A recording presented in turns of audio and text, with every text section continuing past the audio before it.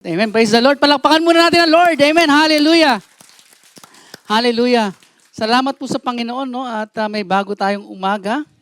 May bago tayong kalakasan. At it's all by His grace na tayo po ay magsama-sama sa umagang ito, no? Na tayo po ay magsama-sama magpuri sa Panginoon. Sumamba sa Panginoon. Pag-aralan ng kanyang mga salita. Basahin ng kanyang mga salita. And let continue to desire na patuloy tayong baguhin ng banal na Espiritu. Amen. A heart that surrenders before the Lord. Hallelujah. Amen. Hallelujah. Ayun na pala. Praise God. So, sa umaga pong ito, I would like to share with you, in Romans chapter 12, verse 1 to 8, ang title po is A Living Sacrifice. Make my life a living sacrifice. Take my life as a living sacrifice. Sa buhay po ng tao, okay, he has to decide. Okay? Sa buhay natin, may mga decisions tayong ginagawa. Tama po? Sino hindi nagdidesisyon dito? O yung pala desisyon na lang? Okay? Taas ang kamay ng pala desisyon. Okay, taas. Lahat po tayo pala desisyon. Amen. Praise God. Pero sa umagang ito, magdidesisyon tayo. Makikinig tayo ng salita ng Panginoon. Lalapit tayo sa ating hari ng mga hari at Diyos ng mga Diyos. Walang iba kundi ang Panginoong Hesus. Amen? So handa na po ba ang bawat isa? Inaanyayahan ko po ang bawat isa na tayo po lahat ay tumayo. Okay? Tayo yumuko. Dakilang Diyos na mga Panginoon lahat. Maraming salamat po Panginoon sa umagang ito o Diyos. Salamat Panginoon sa kalakasan, sa kalusugan Panginoon. Lord, salamat Lord sa opportunity Lord God na kami makapanambahan o Diyos ng sama-sama o Diyos. Lord, dalahin ko po, Panginoon, patuloy mo kaming pangunahan, O Diyos. Banal na Espiritu, turuan mo kami, Panginoon, ng iyong mga salita. Ipaunawa niyo po sa amin ang iyong mga salita, Panginoon. Lord, wala po kaming kakayanan, ngunit ikaw, O Diyos, ay makapangyarihan, Panginoon. Ang iyong mga salita, Panginoon, ay makapangyarihan, O Diyos. Dalahin ko po, Panginoon, sa umagang ito, linisin niyo po kami ng iyong banal na dugo at patawarin sa lahat ng pagkakasalang aming nagawa, Panginoon. Lord, ikaw ang magpakahayag, Panginoon. Itago niyo po ang iyong lingkod, Panginoon, sa iyong likuran. Ikaw ang magpakahayag, Panginoon. Ikaw ang maluwalhati, Panginoong Hesus. Ang iyong mga salita, Panginoon, ang patuloy na amin pong panghawakan. Lord, ikaw ay napakabuti sa buhay namin. Lord, ang buhay na to ibinigay mo sa amin, O Diyos. Nais namin, Panginoon, ibalik sa iyo, Panginoon. At ibigay ang the best, Panginoon, sa iyo lamang, Panginoong Hesus. The worship that we want to give you, Lord God, sa umagang ito. Lord, we pray. Cover this place, Lord, with your holy and precious blood. Yes, Holy Spirit, continue to change our life, Lord. Transform us, Lord God, to be more and more like Christ. Lord, give us a heart that humbles before you this morning. And Lord, we pray, anumang gagawin ng kaaway, Lord, to distract us, we cast it, Lord God, in the name of Jesus.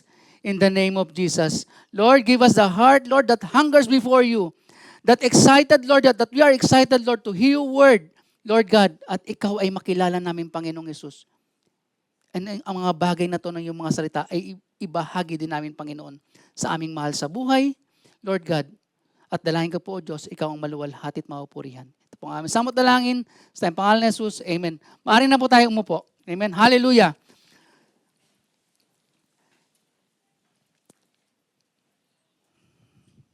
Ayaw po. Okay, hallelujah. In Romans chapter 12, verse 1 to 8, it says, a living sacrifice.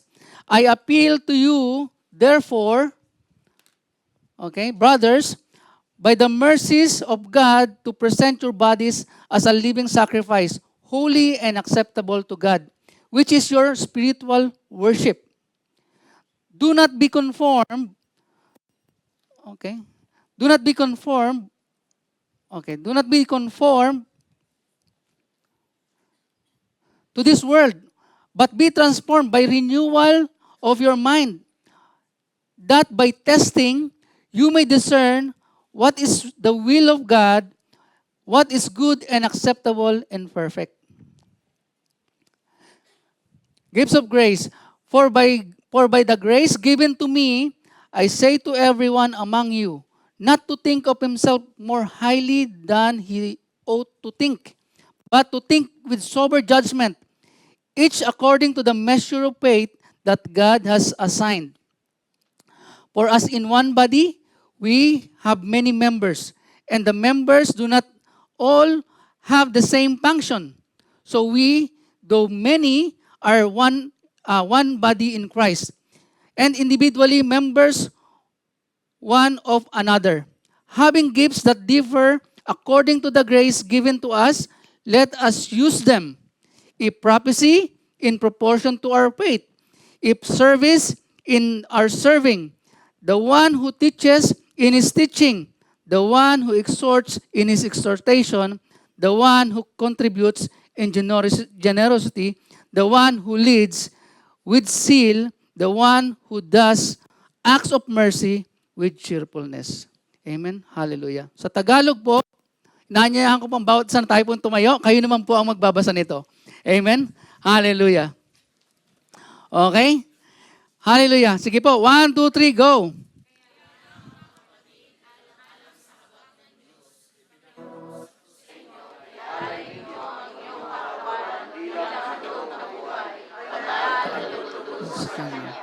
Ito ang dapat na kasama.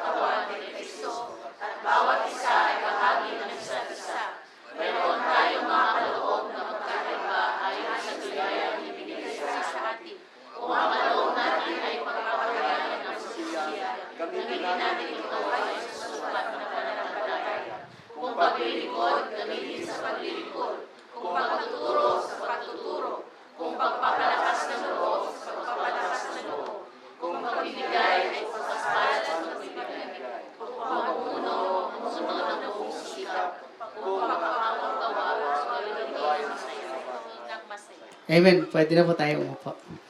Natuklasan niyo na po ba yung mga gifts nyo, yung mga regalo nyo? Okay? Na-receive nyo na po ba yon? Okay? Kailangan gamitin. Okay? Hallelujah.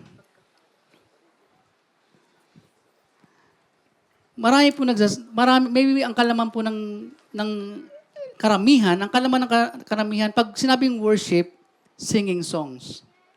Amen? Pag sinabing worship, singing songs. Worship is more than songs. It is the reasonable, rational, fitting response to divine mercy. Yung biyaya o yung habag ng Panginoon sa atin na binigay. Okay? Yes, maganda magpuri sa Panginoon. Offering our lives sa Panginoon, hindi lang yung tinatawag na we sing praises sa Panginoon. It's how we live the life daily sa Panginoon. Napakahalaga po nun, mga kapatid. You can sing songs and praise sa Panginoon, but you don't pray. Okay? You can sing songs sa Panginoon, but you neglect or you forgot to read His Word. Daily obedience, sacrificial love, pure conduct, these are the daily rhythm of worship. Ano po yun? Daily obedience, kailangan palang may pagsunod. Kailangan palang may sacrificial love. Okay? Kahit na nasasaktan ka na, minamahal mo pa rin. Amen? May malinis kang hangarin o malinis kang puso. Ito po ay hindi nangyayari lang sa Friday, ha? Ito po ay daily rhythm. Pag sinabi mong rhythm, parang tempo yan, di ba, sa kanta? Ibig sabihin, sa buhay natin, mga kapatid, napakahalaga paano tayo lumakad sa Panginoon. Araw-araw. Lagi nga sinasabi minsan ng mga ating mga pastor, pagka Friday, holy. Rest of the week, bahala na si Batman. Okay, medyo kumbaga sa secret agent pagka dating ng Sabado hanggang ah, Thursday, secret agent. Bakit secret agent? Nagtatago, hindi halatang Kristiyano. Okay? Mga kapatid, no? It is the practice of dedicating our entire day to God, making our life a living sacrifice. Pag sinabi yung sacrifice, yung handog ba? Paano natin ihahandog ating buhay? Di ba? Ang handog, dapat, tawag doon, malinis, tama? Pure, holy. Okay? Introduction pa lang, no? Okay. Hallelujah. Forms of worship. Number 1, prayer. Second, singing. Third, scripture reading and teaching. Yung ginawa natin po kanina, it's a form of worship. Scripture reading is a form of worship. Okay? Hindi ko natatanungin kung sinong hindi nagbasa. Okay? Lahat po tayo nagbabasa na. Amen? Sa lahat po ng nagbabasa ng salita ng Panginoon, it's a form of worship. Yun po ay sulat ng Panginoon sa atin. Amen? Mga kapatid, napakalaga na tayo habang lumalapit tayo sa Panginoon, nagbabasa tayo ng kanyang mga salita. Bakit? Dahil maraming mandaraya. Narinig niyo na po ba yung tinatawag na scammers? Okay, hindi lang yun sa online. Maging sa totoong buhay, meron doon. Huwag niyong titingnan yung nasa gilid niyo. Okay? Huwag kayong titingin. Diretso lang. Okay? Marami pong scammers. Bakit? Karamihan, okay, pag hindi tayo nagbasa ng salita ng Panginoon, hindi natin mauunawaan kung ano sinasabi ng Panginoon. Amen? Ay, parang pwede na pala. Narinig niyo na yung word na, okay naman. Okay na, parang sa tingin ko, okay eh. Huwag sa tingin mo, kapatid, ano yung sinasabi ng salita ng Panginoon. Amen? Yun po yung kahalagahan ng pag-aaral ng salita ng Panginoon at pagtuturo. Sacraments, baptism and Lord's Supper. Ano naman ito? Ito po'y inutos ng Panginoong Hesus. Physically, we need to do. Okay? Tignan natin. Sabi po sa Philippians, don't worry about anything. Instead, okay? Instead, pray about everything. Manalangin. Napakahalaga niyan. Ephesians 5:19, singing psalms and hymns and spiritual song, not just any song, but songs that glorifies the Lord. Hindi lang yung dahil maganda ang beat, okay? Ano ka na rin? Okay na sa iyo. No, it's not. It's not about the beat. It's about the worship of your heart sa Panginoon. Na Lord, ang ginagawa ko bang ito, ang beat bang ito, Panginoon, ay yung heartbeat mo? Makapag-glorify ba sa Panginoon? Kasi, siyempre, di ba? Narinig niyo na ba yung... Okay, wag yung kakantahin. Wag yung kakantahin, okay? Okay. So yun po, napakahalaga po nun, mga kapatid. In 1 Timothy chapter 4, verse 13, sabi doon, until I get there, sabi ni Paul kay Timothy, focus on reading the scriptures. Focus on reading the scriptures. Pag sinabi mong, utos ba ito ng salita ng Panginoon? Magbasa tayo. Huwag mong katamaran. Ang gagaling natin mag-FB. Pagdating sa salita ng Panginoon, ayaw natin. Huwag tayong ganun. Aray. Lahat tayo kasama dun. Amen? Pero napakahalaga po ng pag-aaral ng salita ng Panginoon, pagbabasa ng salita. Because the Word of God is like a mirror. Tignan mo ang sarili mo. Well, don't compare yourself to others. Sa kaliwat kanan mo, wag mong ikumpara. Ikumpara mo ang lakad mo sa Panginoon, sa Kanyang mga salita. Amen? Then we will become humble. Hindi yung, ay si bro, ganun din ako. Ay mas No. Tingnan natin kung anong sinasabi ng salita ng Panginoon. Amen? Matthew chapter 28, verse 19. Therefore, go and make disciples of all nations, baptizing them in the name of the Father and the Son and the Holy Spirit. Ang mga pastor lang ba dapat ang maghumayo o tayong lahat humahayo? We need to share the good news. Ano yung good news? Pag sinabi mong good news, may bad news. Tama? Okay, what is the bad news? Bad news is, kapag ang isang tao, wala siyang relasyon sa Panginoong Hesus, siya ay automatic mapapahamak siya. Yun yung katotohanan, yung sinasabi ng salita ng Panginoon. Dahil wala siyang relasyon or he reject The truth that Jesus Christ died for our sins. Ulitin nga natin. Jesus died for our sins. Saan? Doon sa krus ng Kalbaryo, siya'y namatay para sa iyo at sa akin. At wala tayong pwedeng ipagmalaki, kundi ang ginawa ng Panginoong Yesus. He saved us. Amen? He died for us. And it's more than enough reason to worship. Amen? It's more than enough reason to be here every Friday. It's more than enough reason to read His Word. Para mas makilala natin. Di ba pag boyfriend, girlfriend ka pa lang, dati sulat pa, di ba? Ngayon, text-text na eh. Okay? Dati sulat-sulat pa eh. Okay? Paano mo malalaman kung ano yung gustong sabihin sa'yo kung hindi mo babasahin sulat? Tama? May love letter ng Lord. Basahin natin. Samantalang nung boyfriend, girlfriend pa lang kasi ngayon, message na lang, di ba? Hi. Bilis eh. Dati may paabutan pa, naalala ko tuloy nung, di ba? Ganun yun eh. Kaya mahaba pa tayo, kaya kailangan natin medyo anihan. 1 Corinthians chapter 11, verse 23 to 26, sabi po dito, For I pass on to you what I received from the Lord. This is the Lord's Supper, the Holy Communion. Remembering what the Lord Jesus Christ has done. Yung ginawa po natin kanina, that's an act of worship. We worship the Lord. Why? We remember what the Lord Jesus Christ has done at the cross for you and I. Na tayo po ay kanyang itinubos o kanyang, kumbaga sa pinawalang sala. Okay? Lahat tayo makasalanan. Sabi ng salita ng Panginoon, Romans 3:23, lahat ay nagkasala at walang nakaabot sa pamantayan ng Panginoon. Romans 6:23, sapagkat ang kabayaran ng kamatayan ay kasalanan. Di ba? Ngunit, ang kaloob ng Diyos ay buhay na walang hanggan sa pamamagitan ng ating Panginoong Yesus.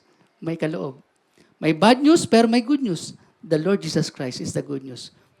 Yung sale nga, sinishare mo eh. Ang Panginoong Yesus, ayaw mong i-share. Hello? Amen? Mga kapatid, ang pinag-uusapan po natin dito, eternity. Hindi po yung tomorrow lang. It's eternity. Mas maganda na magsama-sama tayo sa langit. Amen? Amen! Magsama-sama po tayo. Kaya napakahalaga po ng personal na relasyon sa Panginoong Yesus. Salamat sa banal na Espiritu na patuloy tayong tinuturuan. Binubuksan ang ating kaisipan. Amen? To draw near, to surrender our life to the King of Kings and Lord of Lords. Amen? To the Lord Jesus Christ who paid the price of all our sins. Hallelujah. Okay. Nung araw, okay? Nung araw po kasi, nagsiserve sila sa temple. Balik tayo dito. Pero ano sabi ni Jesus? In the New Testament, Jesus emphasized worship in spirit and in truth, as seen in His conversation with the Samaritan woman at the well. But a time is coming, and now come, when the true worshipers will worship the Father in spirit and in truth. For the Father is seeking such this to worship Him. Mga kapatid, napakahalaga po yung pagsamba. Amen? And we worship the Lord in spirit and in truth. Wala tayong di ba? Wala tayong nakikita dito. Amen? Pero we believe that the Lord, His presence is in this church. Amen? And the Holy Spirit is in our lives. Tayo ang templo eh. We are the temple of the Holy Spirit. Amen? The Bible emphasizes the importance of worship, of the worshiper's heart. True worship is not merely external, but involves a sincere and humble heart. Isaiah 29 verse 13, and the Lord said, because these people draw near with their mouth and honor me with their lips, while their hearts are far from me, and their fear of me is a commandment taught by men. Amen? Ay, wala po dyan. So, pasensya na. Hindi ko nakibigay sa inyo yan.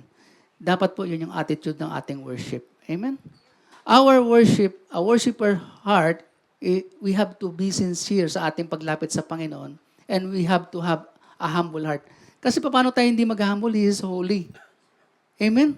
Our God is holy, mga kapatid. Yes, He is loving, but He is just. Okay? He is just. Pag sinabi mong justice, alam mo yung mga justice? Kung ano yung ginawa mo, dapat katumbasan mo yon. As per the law. Tama? Pag nagkamali ka, mananagot ka. Amen?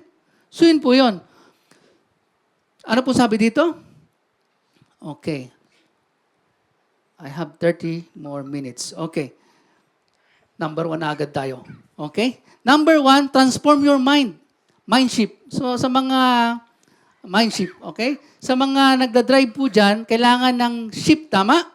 O kailangan mong i-shift dun sa first gear, second gear. Okay? Sino nanood ng Transformer? Okay, lahat tayo, di ba? Yung kotse naging robot. Transform. Pero hindi tayo dun mapupunta. Ang sinasabi po ng salita ng Panginoon, Romans chapter 12, verse 2, don't copy the behavior and the custom of this world, but let God transform you into a new person by changing the way you think. Then you will learn to know God's will for you, which is good and pleasing and perfect will. Mga kapatid, napakahalaga po na yung ating kaisipan ay isinusuko natin sa Panginoon. Kasi ang mundong ito, marami siyang sinasabi. Gawin mo to kasi ito ang trending. Okay, ito yung bit ngayon eh. Dapat gawin mo rin. Di ba, makikita mo sa social media kung ano yung trend ginagawa nila. Okay? That's the pattern of the world. I'm not saying wag niyong gawin yun. Okay? Ang sinasabi ko lang, maingat tayo. Kung gagawin ba natin yon is to glorify the Lord? Kasi karamihan sa ginagawa ng mundo ay hindi kaluguran ng Panginoon. Amen? Alam mo niyo yung iba-ibang kulay? Okay? O pride daw eh. Fried chicken. Okay? Pero mga kapatid, napakahalaga po na maintindihan natin ang kaunawaan. Ang Panginoon, ang kanyang mga salita, pag hindi natin siya inaral at binasa, maliligaw tayo. Pag narinig lang natin, parang maganda. Ang tanong, yun ba ay maganda sa sinasabi ng salita ng Panginoon? Back to the Bible. Amen? Hallelujah. Mindship. How to be transformed? By immersing ourselves in Scripture and prayer. Kaya napakahalaga, pag Kristiyano ka, pag you proclaim that you are a Christian, tapos hindi ka nagbabasa ng salita ng Panginoon, yes, nananalangin ka, paggising sa umaga, sa gabi bago matulog, bago kumain, pero hindi ka naman nagbabasa ng kanyang mga salita, paano tayo mabababad niyan? Amen? Sabi nga ni Pastor Romel kung saan ka nakababad, yun ang lasa mo. Okay? Tama po? Alam nga naman, binabad ko sa adobo, naging anong tawag doon? Chapsuy, paksiw. No. Pagka binabad mo sa suka yan, yan? Tawag doon siguradong paksiw yan. Hindi pwede maging adobo yan. Mga kapatid, how we live our life, kapag hindi tayo nakababad sa salita ng Panginoon, maaari tayong maligaw. Dahil maraming nanliligaw dyan. Yung kaaway. Liligawan ka, hindi, okay to. Okay yan. Sige lang. Paminsan-minsan lang naman eh. Ang tanong, ano kadalas ang minsan na pagkakasala? Ayan, napapangiti sila. Ano daw yun tawag doon? Kanta. Romans chapter 8, verse 5, those who are dominated by the sinful nature think about sinful things, but those who are controlled by the Holy Spirit think about that please the Spirit. Kapag tayo po ay Kristiyano na, ang banal na Espiritu na sa atin, we think about things of above. What is the things of above? The things that we worship the Lord, that we continue to live a life na, Lord, tulungan mo ako, Panginoon, na makapamuhay na may kabanalan. Amen? That's the heartbeat, mga kapatid. We are, habang nandito pa tayo, mga kapatid, lahat po tayo nagkakasala. It's all by His grace. Kaya po tayo nakakapaglingkod sa Panginoon at nakakapagpapatuloy. Amen? It's all by His grace. Walang malakas. Ang Panginoon ang malakas. Ang Panginoon ang malakas. Amen? At we have to surrender our lives sa Kanya. And kapag hindi ka puspos ng banal na Espiritu, ang isang tao, walang relasyon sa Panginoon, okay? Wala sa Kanyang banal na Espiritu, sigurado, dominated siya ng sinful nature. Ano yung sinful nature? Yung mga bad fruit. Okay? Kasi may good fruit eh. Ayan, saan naman yung good fruit na yan? Okay? Yung mga bad fruit. Ano yung mga bad fruit? Lust. Okay? Yung magiging mainggitin. Okay? Ano pa? Yung sakim. Mabigat, no? Buti na lang, wala tayong ano dito. Wala tayong ano, no? International. Meron? Isa lang. Okay. Okay, I'm sorry. Okay. But don't worry. I have English there. Okay? They are ready. Okay? God is good. Amen? Palamakan natin ang Lord. Okay? Hallelujah. The most important thing, mga kapatid, is what the Lord says. Sometimes we fail. Most of the time, not sometimes. We fail. Amen? Lahat po tayo. Kahit pastor pa yan, kahit bishop pa yan, lahat yan, nagwe-fail. Ang one thing lang is one heartbeat that, Lord, continue to use me, Lord God. Help me, Lord, to continually surrender my life. Because I cannot. On my own, I can't. Hindi ko kaya. But by His grace, we can. Because He has given us gifts. Amen? Siya ang nagbigay ng gifts eh. Gamitin natin para sa glory ng Panginoon. Hindi pwede yung maglilingkod ka sa Panginoon pero iba ang ginagawa mo. Amen? Mahirap po yun. Yes, you can tago. You can tago-tago dun sa iyong mga friends. But sa harap ng Panginoon, you cannot. All of us. Amen? Be transformed today and every day. Kailangan araw-araw. Una sa lahat, number 1, Scripture. Ang kanyang mga salita, basahin natin. Okay? Pangalawa, yung banal na Espiritu, magpasakop tayo. Amen? Pangatlo, practice obedience. Tatlo lang. You want to be transformed? Basahin natin ang kanyang mga salita. Araw-araw. All Scripture is inspired by God and is useful to teach us and what is true and to make us realize what is wrong in our lives. Kapag hindi ka nagbabasa ng salita ng Panginoon, kadalasan ng Kristiyano, dahil hindi siya nagbabasa, hindi niya alam may mali na pala. Sino magkukorek sa atin? Ang salita ng Panginoon. Yun po ang kahalagahan. Ang sabi sa John 14:26, but when the Father sends the Advocate, the Holy Spirit, as a representative that is the Holy Spirit, He will teach you everything and will remind you of everything I have told you. Sino magre-remind sa atin, mga kapatid? The Holy Spirit. Sino magte-teach sa atin? The Holy Spirit. Kaya napakahalaga, mga kapatid, no? That all of us desire that all of us will continually surrender our life na ang banal na Espiritu ang siyang maghari sa buhay natin. Not ours, not our will, but His will be done. Amen? Practice obedience. James chapter 1, verse 22 to 25, but don't just listen to God's word. You must do what it says. Karamihan ng napakinggan, lumabas dito. At umalis na. Wala na. Finish. Parang kumain lang sa restaurant, no? Pagkatapos kumain, iniwan na lang eh. No. Ano po sinasabi ng salita ng Panginoon? Kung ano yung sinasabi ng salita ng Panginoon, gawin po natin. Lakaran natin. Hingin natin sa Panginoon na, Lord, gusto kong sumunod sa iyo, Panginoon. I decide, Panginoon, na sumunod sa iyo. Whatever the cost. Because, remember, mga kapatid, hindi madaling maging Kristiyano. It's impossible. But salamat sa Panginoon. Salamat sa kapangyarihan ng banal na Espiritu. Amen? That continue to change us day by day na makalakad tayo na may kabanalan. Amen? Number 2, embrace humility. Okay? Stay grounded. Tingnan nyo nga yung ano nyo, yung paa nyo, nakatapak pa ba sa ano? Baka nakalutang na kayo, mahirap yan, ha? Okay? Natatawa sila. Basta stay grounded. Embrace humility. Kasi karamihan, okay? Basahin natin sa salita ng Panginoon, sinasabi. Romans chapter 12, verse 3, gifts of grace. For by the grace given to me, I say to everyone among you, not to think of himself more highly than he ought to think, but to think with sober judgment, each according to the measure of faith God has assigned.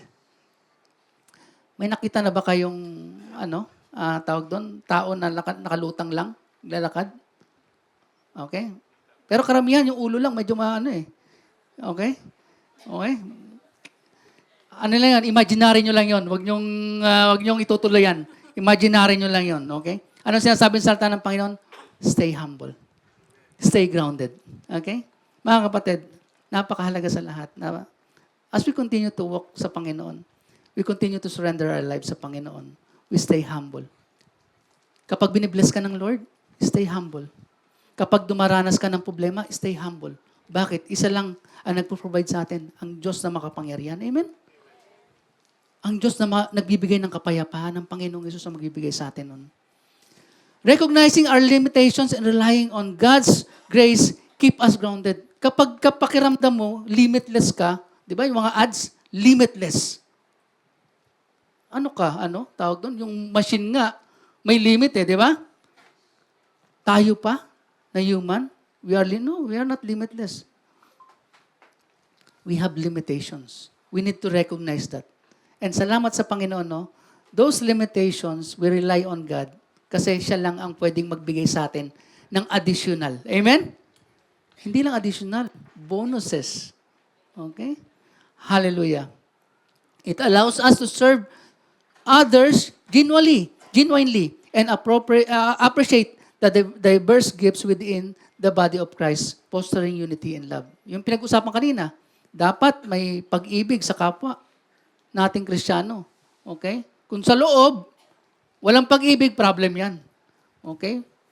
May pag-ibig. Mahalin mo yung katabi mo. So, pwede mo nang tingnan yung katabi mo ngayon. Sige, tingnan natin. Sige, tingnan nyo yung katabi nyo. Mahalin natin yan sa Panginoon. Kapatid mo yan sa Panginoon. Hindi mo yan kagalit. Hindi mo yan kaaway. Amen? Mahalin natin. Amen? Don't be, sabi dito, Philippians chapter 2 verse 3, don't be selfish. Don't try to impress others. Be humble, thinking of others as better than yourself. Dapat tayong mga Kristiyano, no? Hindi na yung pagmamalaki ang iniisip natin. Anong iniisip natin? Iniisip natin, paano yung kapatid natin lumago para sa Panginoon. Amen? Hindi yung kainggitan mo yung kapatid mo na lumalaki sa Panginoon. Wag. Ipanalangin mo pa siya lalo. At ikaw, ipanalangin mo. Pag nakakaisip tayo ng hindi maganda, panalangin mo na, Lord, tanggalin mo, Panginoon, ang kaisipan na to. Hindi to galing sa'yo. Amen? Tayo, mga kapatid, yun lang. Sorry po. Number 2 na tayo, malapit na. Okay? Lagi nating isipin, we need to stay grounded. Okay? Laging magpakumbaba because our God, Jesus Christ, came down to earth. Okay? He didn't live a king life na talagang mayaman, di ba? He saved us. He lived a holy life para sa atin. Amen? Okay. Isang kwento na lang. Okay? The story of the bamboo. Alam niyo na po ba yung story of the bamboo? Okay. Sa mga nakaalam, quiet lang tayo. Pero tingin ko ibang bamboo to. Okay? The story of the bamboo. There was once a master who deeply loved his garden of all the plants. Okay? His favorite was a tall, beautiful bamboo. Okay? Isa lang yan, isipin niyo lang. It stood strong, graceful, and admired by all. The bamboo knew it was loved and took joy in growing just as it was. One day, the master came to the bamboo and said, okay, lumapit yung master. Mahal ng master yung bamboo eh. Okay, beautiful nga eh. Very tall. Okay? Sabi ng master, I want to use you. Okay? Sabihin mo sa kapatid mo, sa katabi mo, I want to use you. Okay? Okay? Sabi lang ng master yan ha. Okay. Wag mo isipin na ibang kaisipan na I want to use you. Okay? Okay. The bamboo was excited. Kasi gagamitin nga siya eh. The bamboo was excited. This was its purpose. Kasi may purpose talaga ang bamboo. Tama? Lahat tayo may purpose. But then the master added something unexpected. He said that to use the bamboo, he would need to cut it down. Okay? Remove its branches and leaves and split it open. Okay? Ano nyo na? Split it open and hollow it. Tanggalin nyo na sa gitna. Di ba yung bamboo? Sino pang, lahat po natin, alam natin yung bamboo, no? Kawayan sa Tagalog. Okay? Yung kawayan, kailangan nating, sabi ng master, kukunin ko na to. Kukunin kita, kasi gagamitin na kita eh. Pumayag naman, di ba? Ngayon, sabi nung bamboo, nung una, natakot siya. Siyempre natakot siya. Teka, kumbaga sa iba na to ah. Di ba? Totoo naman eh. He was afraid. He didn't want to lose its beauty or be broken. Totoo naman. Ang ganda-ganda ng tindig mo eh. Tapos, puputulin mo ako at siyempre masasaktan siya, di ba? But in the end, trusting the master, the bamboo said, do what you must. Ibig sabihin, gawin mo master ko ano ang kailangan. Kasi may yung purpose, di ba? So the master did exactly that. He cut the bamboo down, strip it, split it, and hollow it out. Then he placed it between the fresh spring and dried fields. Ibig sabihin, may spring, bukal, at doon niya nilagay yung bamboo, at doon sa dry land, ipinunta niya doon yung tubig. Okay? Water flowed through the bamboo and into the fields. And because of that, crops grew, life returned, and harvest came. Amen? The bamboo no longer stood tall and admired, but now he had become something greater. When it stood whole, it lived only for itself. Totoo naman. Nung nakatayo ang bamboo, nabubuhay siya para lang sa kanyang sarili. Nung siya ay namatay o kinat siya, hindi na siya nabuhay para sa kanyang sarili. Bagkus naging pagpapala siya sa iba. It brings life to others. Amen? This story, okay? This story reminds us, okay, of uncomfortable truth. Sometimes growth, purpose, and impact come through change, surrender, and even brokenness.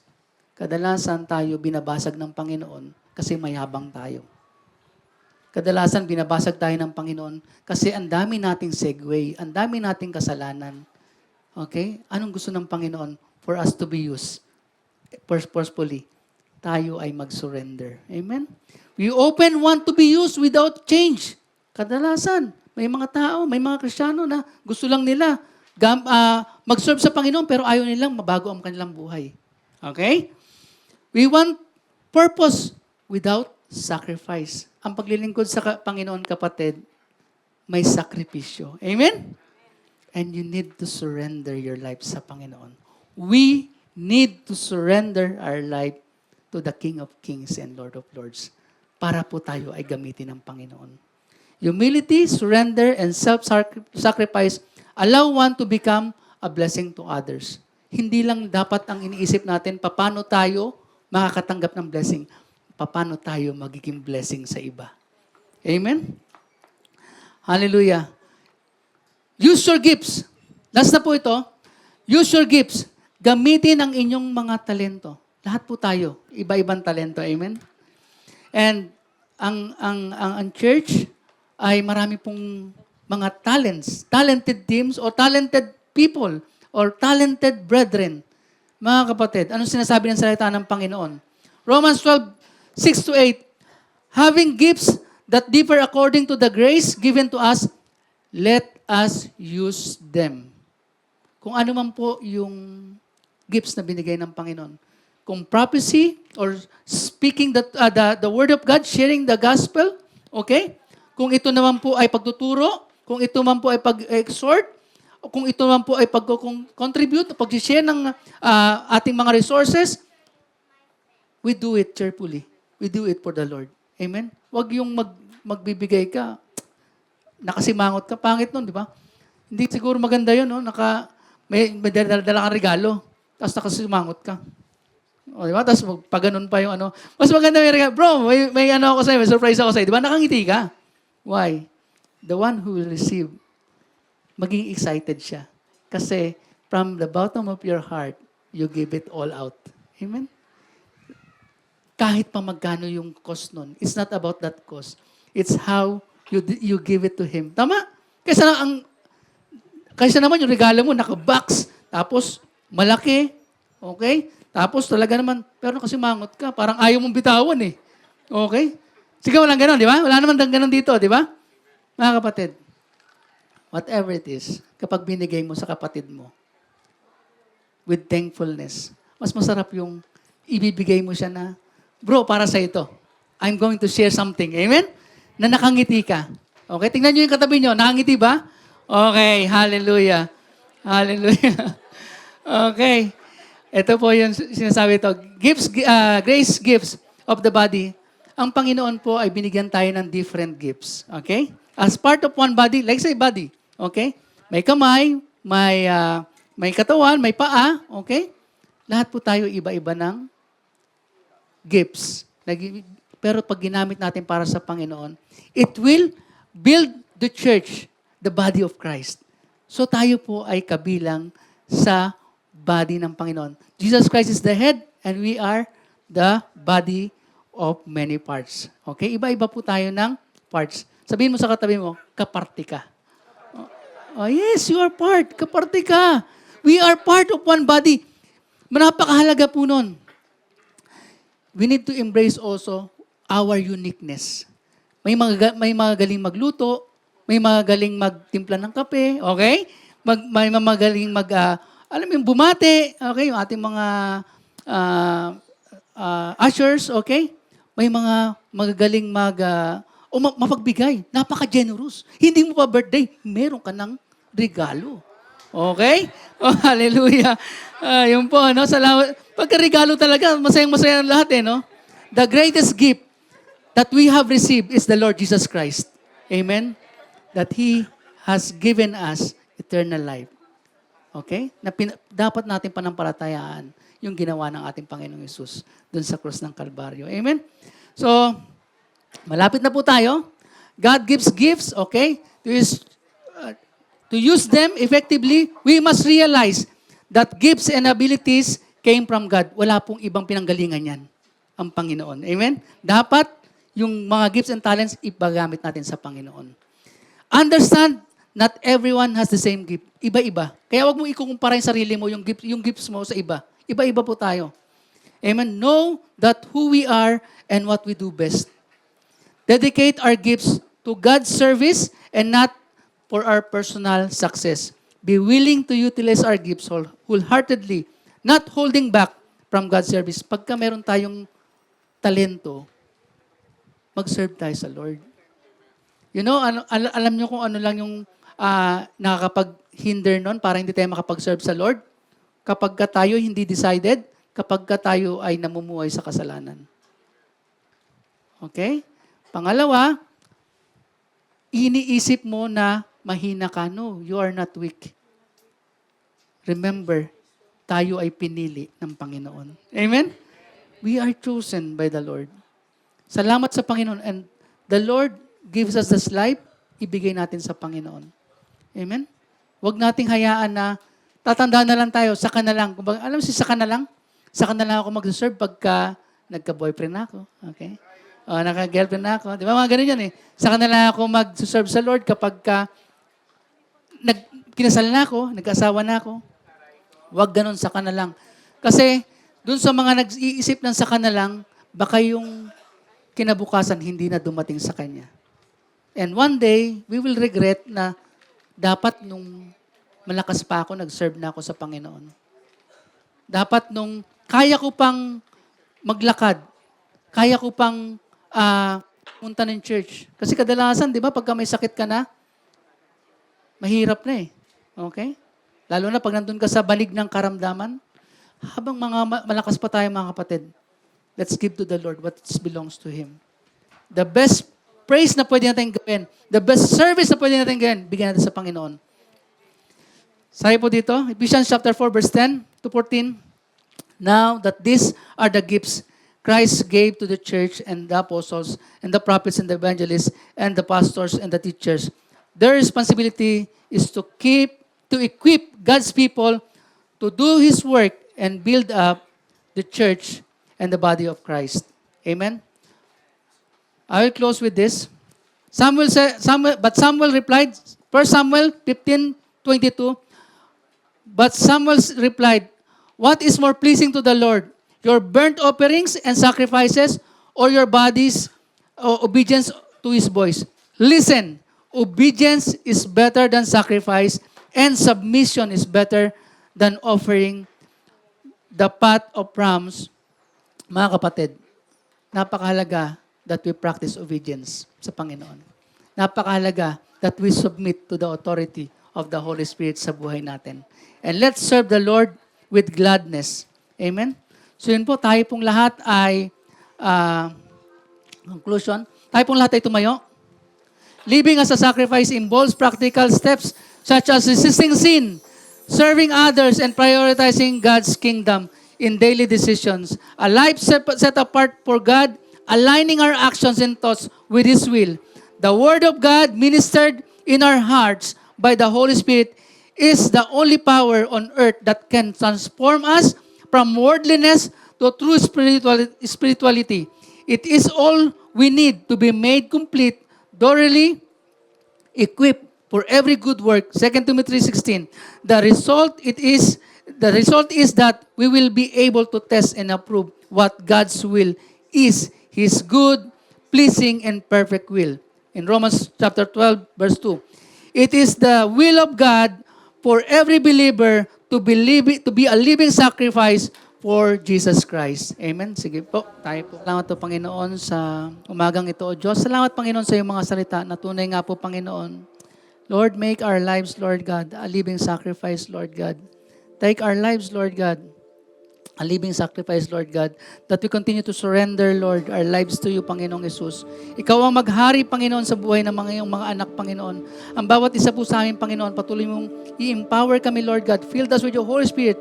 Empower us, Lord God, to walk in holiness and help us, Lord, to continue daily, Lord, surrender our lives to you, to love your word, to continually to pray for one another, and to continue to use our gifts and talents, Lord God, for your glory alone, Lord Jesus.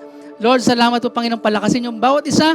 Bigyan niyo kami, Panginoon, ng patuloy na kagalakan na nagmumula lamang sa iyo, Panginoong Hesus. Patuloy na kapayapaan na nagmumula lamang sa iyo. Patuloy yung pagpalain ng buhay ng bawat isa, ang bawat pamilya, Panginoon, ang bawat trabaho. Sa umagang ito, O Diyos, binabalik namin sa inyo ang pinakamataas na papuri at pasalamat. Sa tayong pangalan ni Jesus, amen and amen. God bless everyone.